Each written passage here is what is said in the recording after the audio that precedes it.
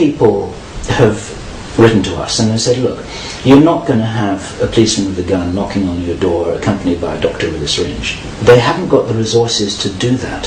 How actually could they enforce it if they wanted to? How could it happen? What would be the sanctions which they have? Well, the French government released or circulated to the heads of departments an internal document of 19 pages which outlined quite clearly their method. And this is what I assume is happening in every country. They're going to set up vaccine centres that are outside hospitals and GPs. Some of these are going to be secure.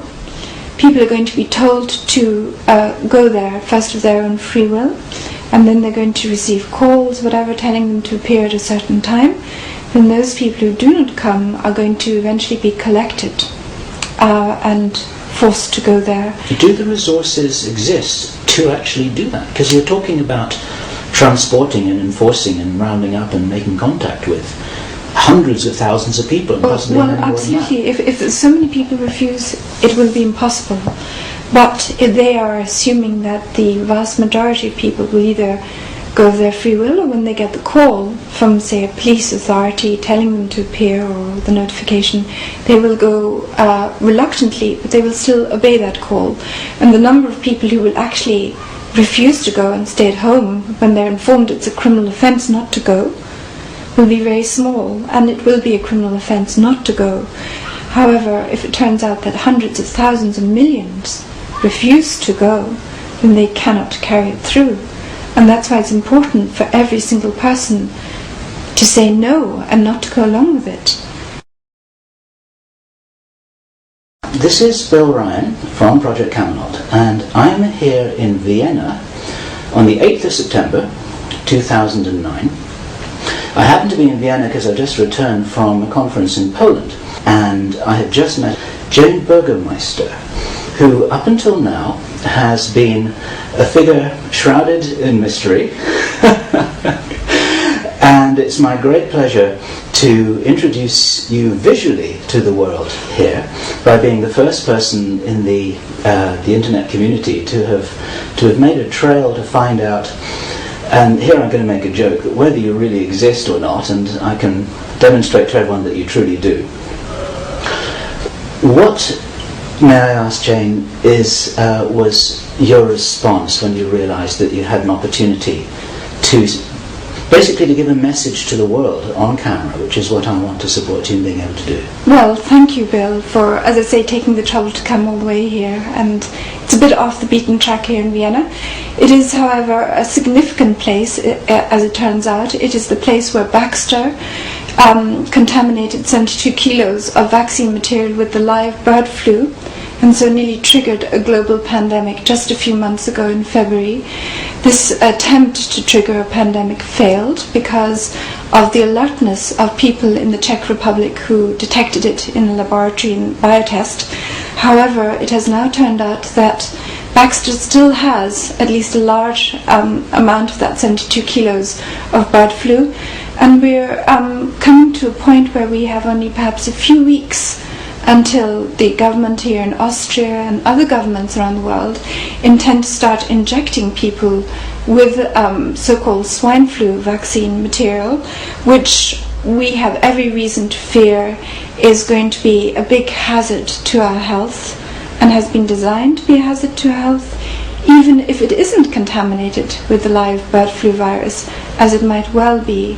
So my message that I want to give to people, if I can give any message, is that time is running short, that we all of us now have to recognize the scale of the threat and danger to us individually and collectively, and we need to take steps and organize to stop this mass vaccination program as soon as possible.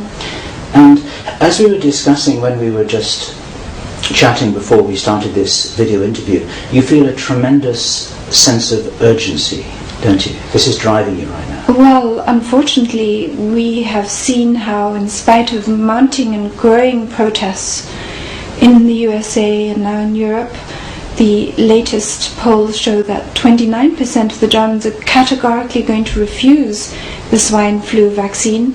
In spite of all that, the governments are pressing ahead relentlessly. WHO is pushing with tremendous determination this unwanted, unnecessary and dangerous program on us, and it's coming in just a few weeks. What's interesting to me is that we, like you, get reports from all over the world, and it seems that governments in every first world nation, and maybe other nations too, seem to be preparing in almost like marching in step with this thing. This is coordinated, isn't it? Absolutely, and if you look at the legal framework, they are all following the same legal framework, and it's the International Health Regulations of 2005, which give WHO, the World Health Organization based in Geneva, the power to control how governments respond to this pandemic, which WHO itself declared. And every country has a more or less identical pandemic plan, which hands power over to the World Health Organization, which allows the World Health Organization to take over the police and the health forces. And every country will set up a crisis committee which will determine, what vaccine centres are established, what groups are going to be targeted for vaccination, and so on.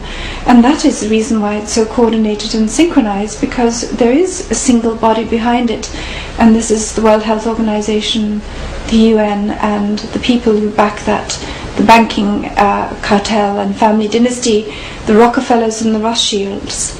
Now, let's just back up a moment here, and for those people watching this video who don't know who you are and why we should be talking here in Vienna, can you just give a little bit of your background? The things that you shared with me personally, for instance, I didn't even know that you were at university in Edinburgh, how long you've been in Vienna, what you're doing here, and just a little bit of a bio. How did you get to this place? Sometimes you must wake up in the morning asking yourself the same question. How did you get here? Well, my dad is Austrian and my mother is from Ireland, and I was born in Switzerland. And I went to Edinburgh University, where I did English literature and language and a bit of philosophy and so on. And I came to Austria in the year 2000. I started working here as a medical journal or as an editor for a medical journal, specializing in diabetes. And I quit that of my own free will and started writing for medical wires, Reuters Health, for the British Medical Journal, The Scientist, Nature, and so on. And so I acquired an understanding of the medical field and how to do research in this area. And then I eventually moved into renewable energy, because I believe that's a tremendous potential for humanity.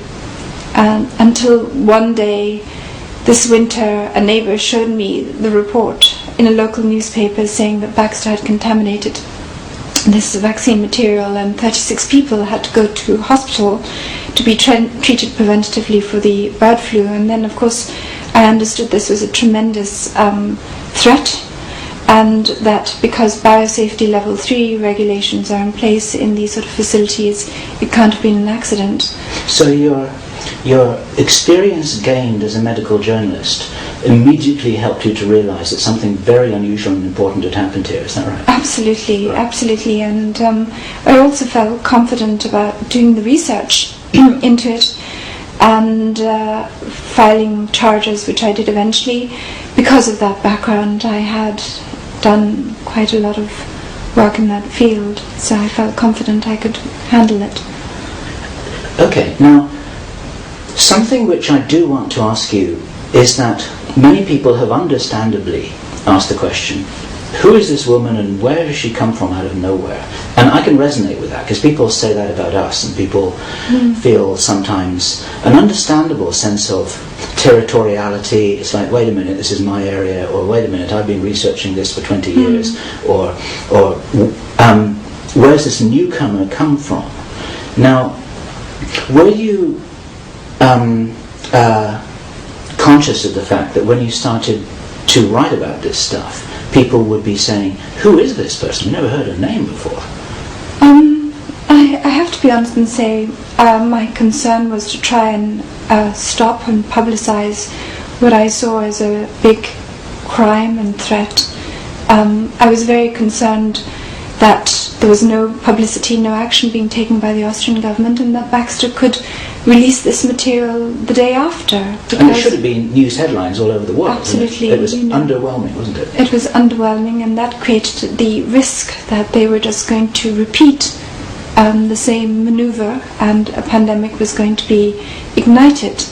And because I myself had come to realize that the media was totally controlled through my own experiences working in the media, I didn't make too much effort in trying to alert the newspapers. I sent a story or a pitch to the BMJ. The editor wasn't interested. I wasn't too surprised. This is the British Medical Journal. Yes, for which I have worked.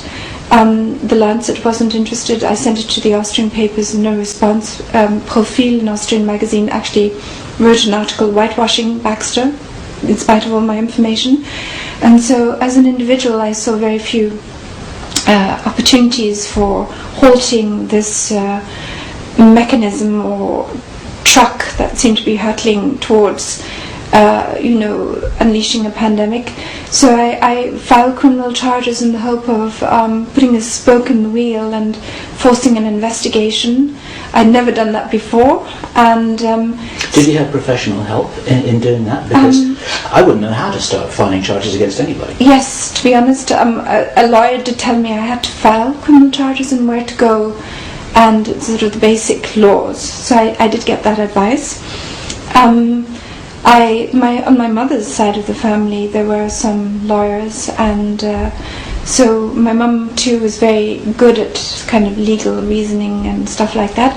And so I decided to give it a shot. I'd never done it before, but I thought I might as well give it a try. The evidence is there. It's just a question of laying it out clearly. So that's what I did, and the police did start investigating. Is it the police here in Vienna? Yes, right? yes. And my understanding is that 3 police forces are investigating: the police in Vienna, the police in Korneuburg, and the Unit for Protection of the Constitution and Fighting Terrorism was also investigating, and I know that for sure because I was summoned there for an interview. However, what has alarmed me is the fact that nothing has happened. The government is continuing to press ahead with its program of mass vaccination with these Baxter vaccines. There are no security checks in place to ensure that the material isn't contaminated.